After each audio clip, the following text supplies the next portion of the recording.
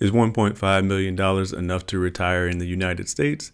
The short answer is yes. In fact, here's how much $1 million will last you in every state across the United States.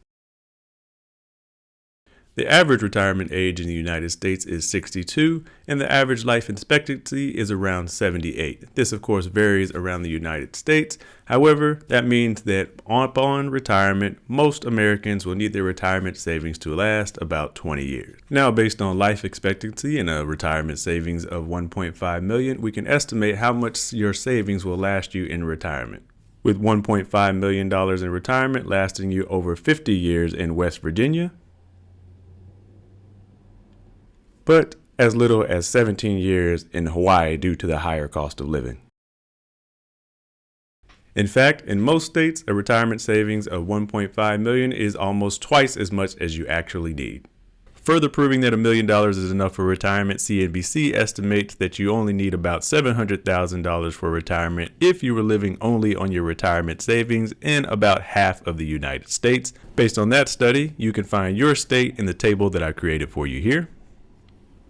But keeping in mind that about 1 in 3 Americans have $0 saved for retirement, I also went to investor.gov, which has a free both savings goal calculator and investment goal calculator for compound interest that you can use. You can find a link below. And here's how much you would need to save each month based on the decade that you start if you wanted to reach that minimum $700,000 for savings recommended by CNBC, or is $1 million enough for retirement, which you can find here on the right.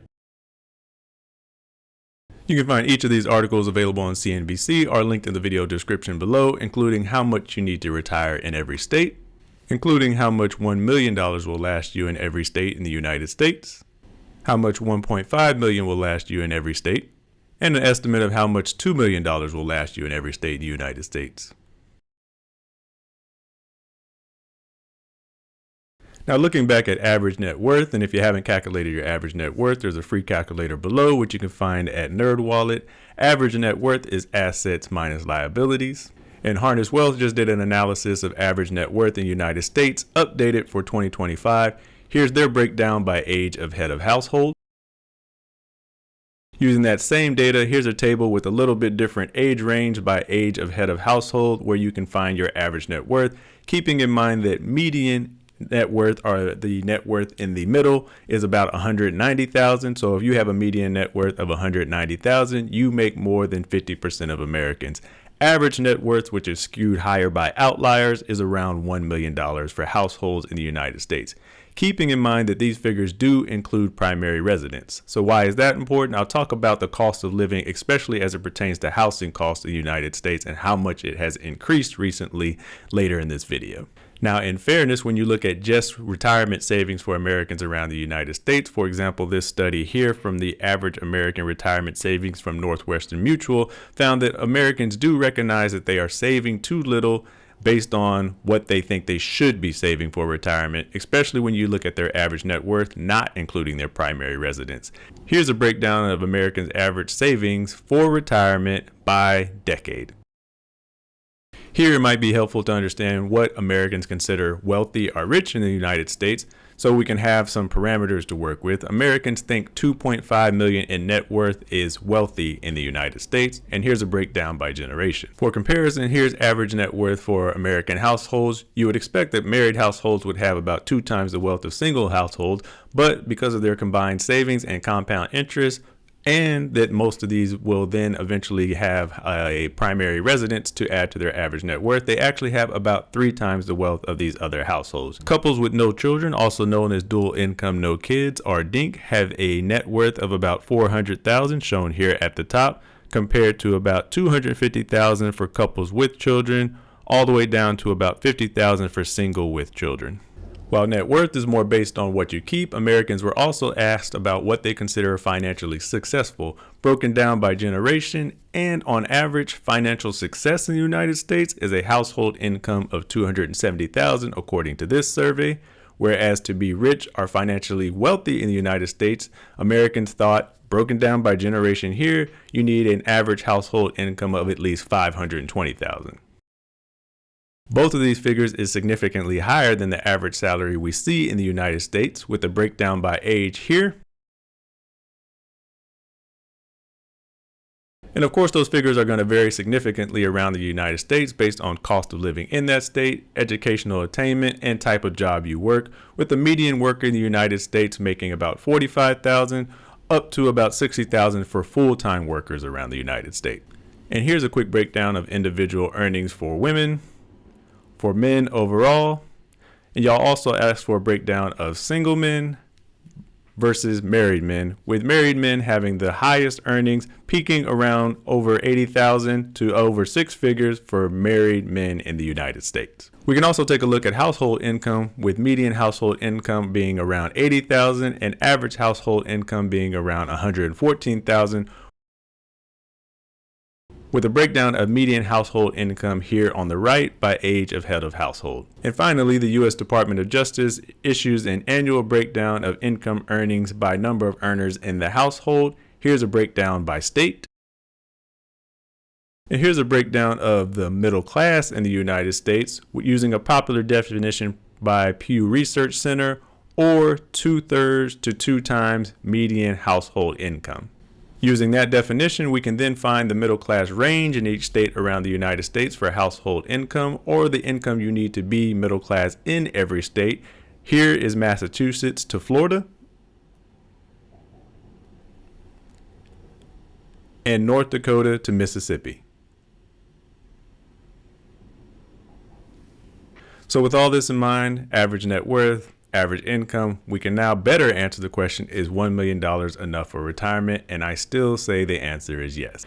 If for no other reason that millions of Americans retire with less than $1 million every day of the week. In fact, millions are doing it right now. We can look at baby boomers for what retirement might look like in the coming years in the United States. As I mentioned in the beginning of the video, about 1 in 3 Americans have $0 saved for retirement, so we can talk a little bit about what retirement life will look like for them in the United States. Here's an estimate of how much they would need to save each month by decade, starting from zero, according to CNBC, that estimated you need a retirement of about $700,000 in the United States as of 2025, as well as how much they would need to save each month to reach the retirement goal of $1 million based on decade of starting with $0 saved for retirement. However, even when we look at Americans who are saving for retirement, even by their own estimate, many of them do believe they are not saving enough for retirement. Fortunately, the news does get a little bit better when we look at net worth, especially inclusive of primary residence.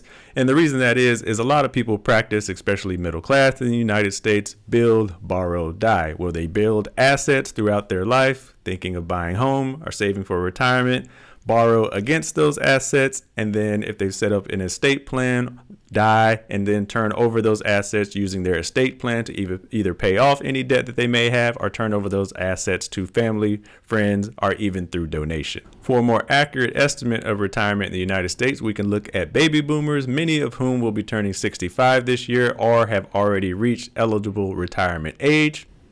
And similar to the rest of America, about 1/3 of baby boomers have $0 saved for retirement, and so they will rely primarily on Social Security benefits, or a benefit of about $28,000 for men or $21,000 for women. And in 2025, DOGE released the estimate from the Social Security Administration of the monthly benefit Americans receive from Social Security benefits in the United States, which you can find here on the screen. All of which seem to align with Business Insider's estimate that about 50% of Americans over age 65 have an income of less than $30,000 a year, not including their primary residences, for those individuals that add the primary residences to their net worth. So is $1 million enough for retirement? I'm still going to say yes, as I did in the beginning of the video, at the end of this video, but I do have a couple caveats. First, the cost of living in the United States is up significantly. And while I don't continue to think home costs will rise at the rates that they did during the pandemic, there are at least 3 studies that estimate the cost to buy a home in the United States is already over 6 figures for the typical home buyer who already does not own a home, including this study from Axios, which estimates that you need a household income of about $116,000 to afford the typical home in the United States. A study from Bake Rate, which found that around the United States, you need a household salary on average of about $117,000 or as high as $240,000 in Washington, D.C. just to buy the median priced home, while the Wall Street Journal estimates as high as $126,000 to afford the median priced home in the United States. So yes, as of 2025, $1 million is enough to retire in the United States. However, what does that look like over the next 10 and 20 years? I think we need to find a way to get housing and healthcare costs under control, and that remains to be seen.